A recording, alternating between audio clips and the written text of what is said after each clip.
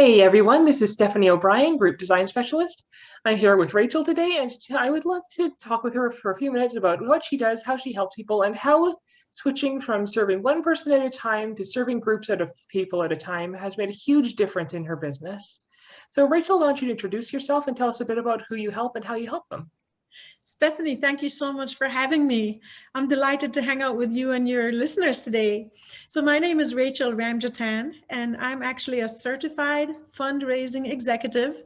And what I do is help nonprofit leaders to raise money and build strong individual giving programs for their mission.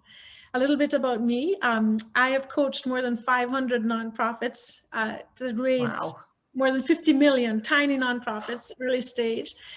So that's kind of a big deal over time. actually. And what I've learned along the way is that, moving from a one-on-one coaching model to a one-to-many coaching model has really allowed me not only to grow my business, but to serve more people. Oh, thank you very much for sharing that. So I'd like to delve into that a little bit more. So what inspired you to make that switch from teaching one person at a time to teaching groups of people at a time? I had just incredible luck. I was part of a startup 6 years ago in Chicago, and I actually was doing one-on-one coaching with nonprofits through that startup. They got acquired by a large national company, and so I also transitioned that program with three other people and built the largest fund development capacity building program in the country. Oh, And we awesome. experimented with things because we realized that yes, the one-on-one coaching was important, but we could reach more people and build more revenue if we found a way to do what we call bulk sales, which is where the group setting to it. So having done that, we had more than 3,500 nonprofits go through the program. And I realized that, there's still a large number of nonprofits that were not being served because they didn't have the capacity to build capacity. So, they maybe didn't have any paid staff. And this program that we're in required them to have paid staff because it was a software solution as well as coaching. And so I wrote a book a couple of years ago called No More Duct Tape Fundraising, which was Clever. basically, yes, it was basically the culmination of all the questions that people asked me over the course of coaching 500 nonprofits. The same questions come up, and I found that I was teaching them the same simple system all the way. So I wrote a book, and it kind of took off, which was very exciting. And so then I landed up building an online learning program in COVID to teach the steps. And in February of this year, I actually left that employer and went back to my own company to do this full time, and just signed an agreement to teach with the University of Memphis, my program, but it's going to be their certificate in fundraising, which is a pretty big validation that the work is impactful. So that's really exciting. Awesome. And I think there's a really good teaching point in there, especially for coaches who have been spending most of their career working with people one-on-one, teaching the same things over and over, and maybe depending a lot on the feedback from the client and that back and forth and the asking questions.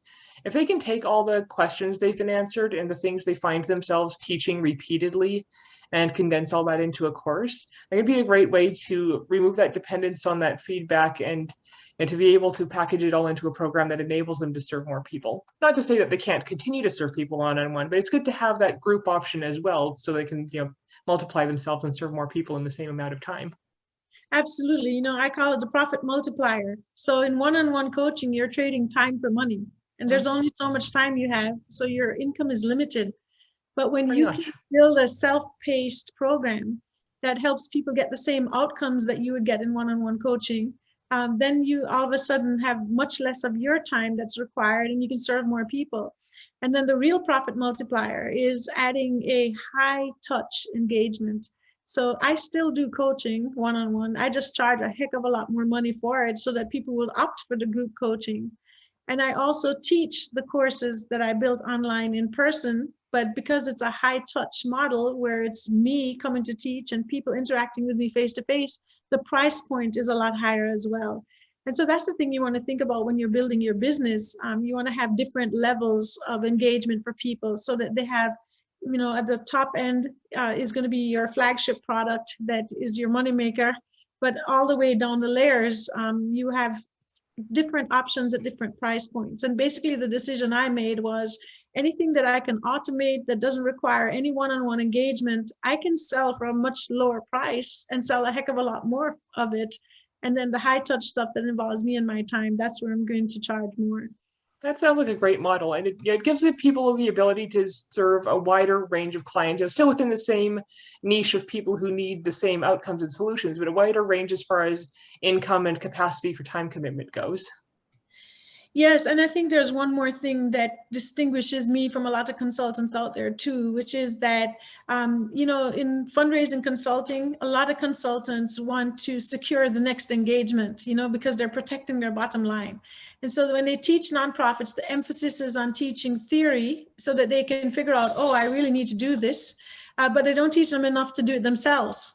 And so the problem again is you're trading time for money. So for my approach in my courses, they're all very nuts and bolts, hands-on. So they get templates to execute everything, and I make it easy for them. And that's really what the secret sauce, why people choose me, because I'm not creating a cycle of dependence. I'm creating a cycle of independence. And so that's a coaching philosophy, as you as a coach have to decide. Are you trying to coach a client to coach yourself out of a job so you can serve more clients like that person? Or is your business model going to be one where you coach people to the point that they purchase your time and a higher engagement with you? I am a fan of the former, not the latter, because I would much rather serve a broad range of people and make a little bit of money than serve just a few people and have to tie up so much of my time. Yeah, and as a client of coaches, I hate it when they tell me what to do, but not how to do it. Because then you've paid money, you've spent time, and you've got enough knowledge that you feel like you should be able to do it, but you don't actually quite know how to do it.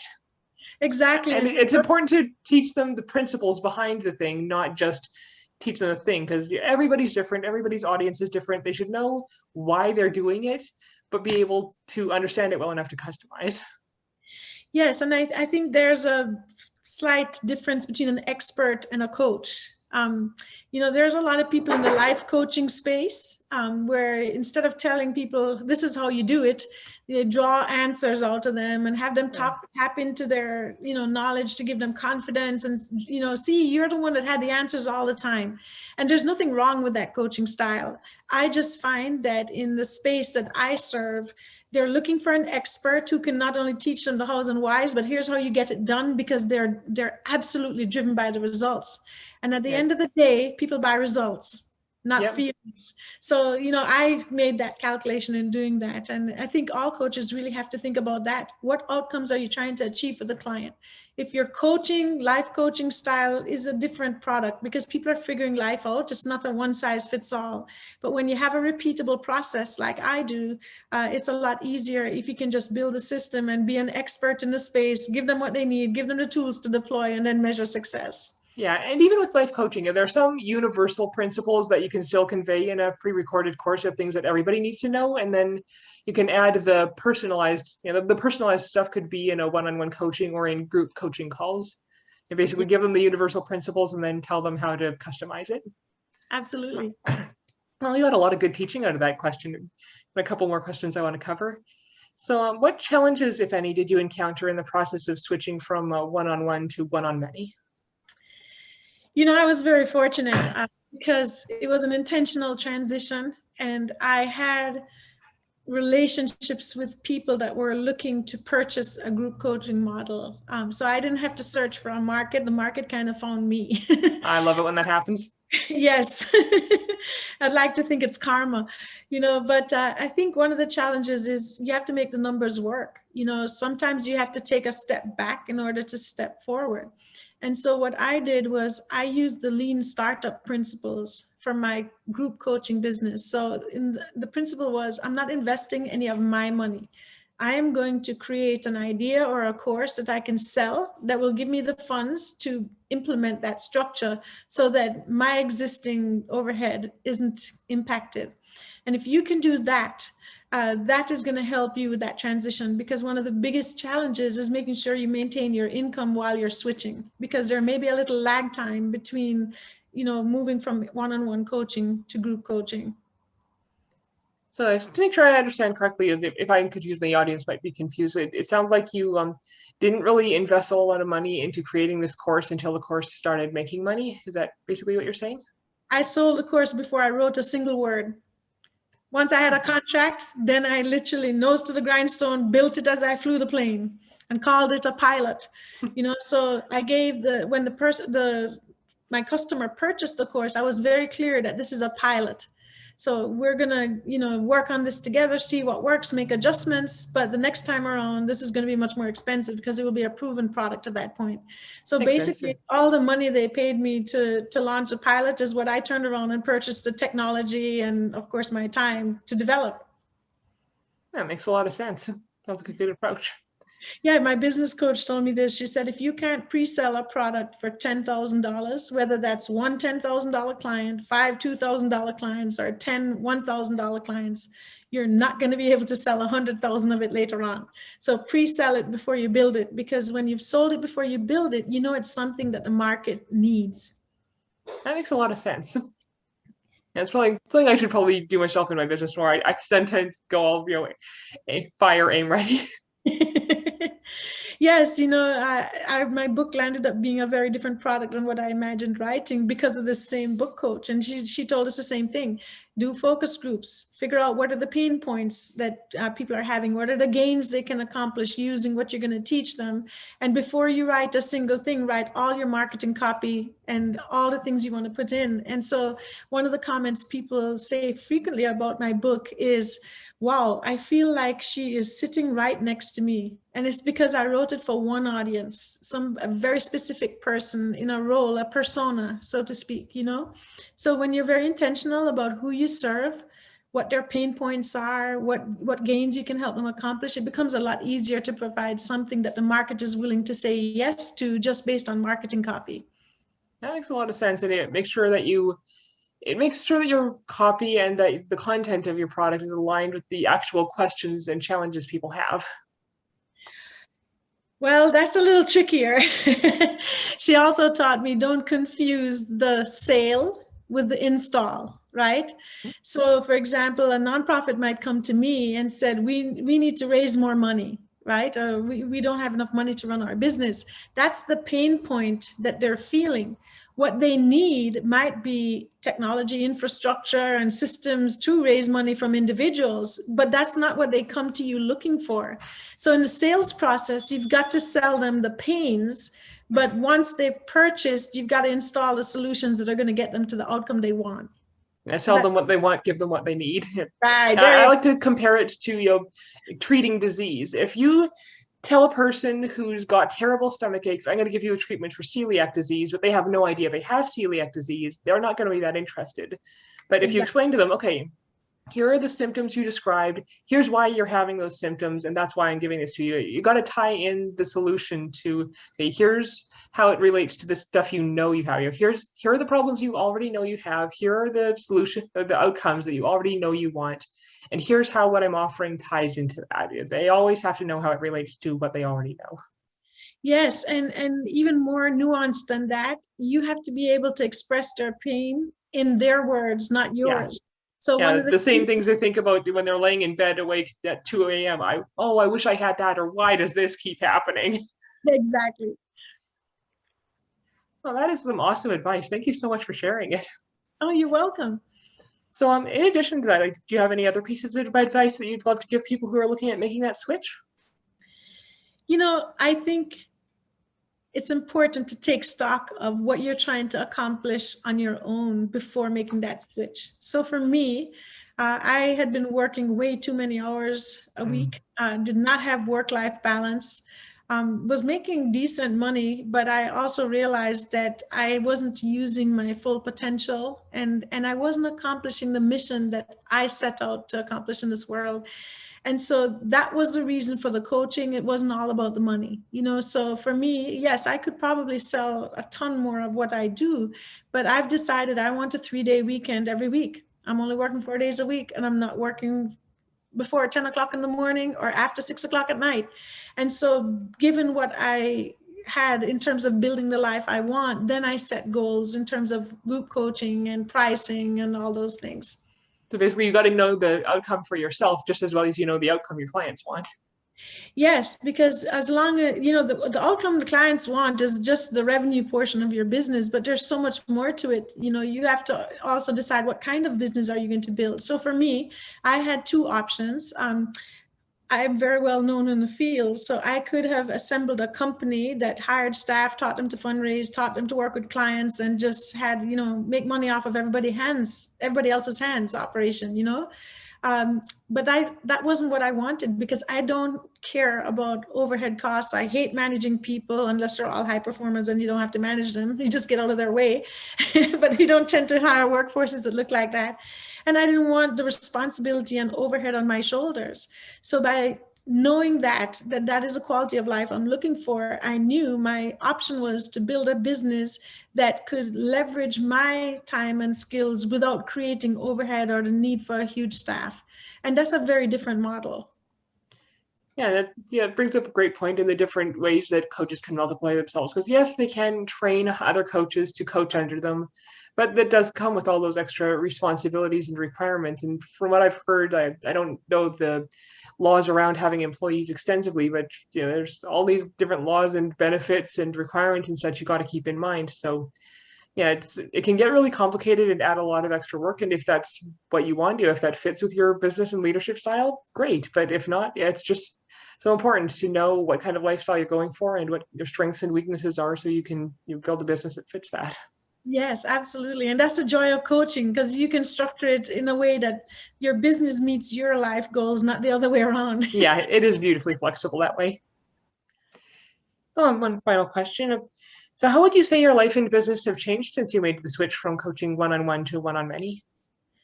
Oh my goodness, my stress level is about a tenth of what it used to be. Awesome. I'm sleeping more at night. I have more time to do my hobbies, to, live a healthy lifestyle, because I'm not working 14, 15, 16 hours a day. Just the pressures have eased, because I don't have to manage a team and have where all the responsibilities on me when things like COVID hit and the bottom falls out of your Oh, business. yeah. So that's been huge. And I think it's just been a really good move for me, because I'm finding that I have more time now to not only chase my dreams. It sounds a little corny, but I have time to be intentional about the things I choose to spend my time on. So before, I was going at such a rate that I never had a chance to slow down and really dream or think. And now, I'm able to add things like mindfulness meditations to my day. And it's amazing how stepping back and slowing down has actually sped up my business and had a bigger impact on the bottom line. And it's kind of counterintuitive, so I'd say that's the biggest way life has changed. I'm able to surrender to the moment and to be more intentional and just be more present. Yeah, that's a very good pointer. It's so easy to get so caught up on working in our business that we can't work on our business. You're just reacting and putting out fires and keeping up with other people's demands, instead of actually taking the time to think about, what do I want? Is what I'm currently doing bringing me closer to what I want? And if not, what do I need to do differently? Or even if it is bringing you closer to what you want, is there something you want more, or is there a better way to do it or to go about it? Absolutely. And for me, I think that's been the difference. This is not my first rodeo at consulting, but it feels a lot different this time around, because I've been able to create a space of discernment. Where does this fit in my life? What do I want my legacy to be? How am I going to make it happen in a way that doesn't interfere with my non-negotiables? And most of all, I am a spiritual person, and I do believe that we all have a purpose here on earth. And so by taking that time to discern, I have felt led by the Spirit to do things that would probably not have been done in the same way had I not taken that time. So for me, it feels like a sacred moment. Oh, wonderful. Well, thank you so much for sharing all this. I really appreciate you taking the time to do this. Oh, you're so welcome, Stephanie. I've had an absolute joyful time with you today. And thank you so much for what you do, because I think it's so needed out there. When I first wanted to become a coach, I had no clue where to start. And so the information you're providing your listeners is just the hope that somebody needs in order to make that transition. Well, thank you. And speaking of the teaching I give my listeners, so if anybody is listening to this and thinking that you'd like to make the switch from coaching one-on-one to coaching as many people at a time as you want, I'd be happy to walk you through that process. So right now you've got a couple options. I've got a written walkthrough, and you can see the link to it. Depending on where you're watching this, whether in YouTube, on a blog post, or a social media post, you should see the link either in the video description or in the post where you're watching this. And I've also got an option where you can get coached by me directly, where I'm there live answering your questions. And there will also be a link to that in the video description or the blog post or the social media post. So if you'd like to get some coaching on that and to learn exactly how to turn your expertise to a group program that lets you serve as many people at a time as you want and free up your lifestyle and create the schedule you choose, please take a minute to check out those links. And if you want to raise more money through your fundraising with less stress and overwhelm, please take a minute to check out Rachel's book. You'll also see a link to that in the description. So thanks again, Rachel, and I hope you have an amazing day. You too, Stephanie.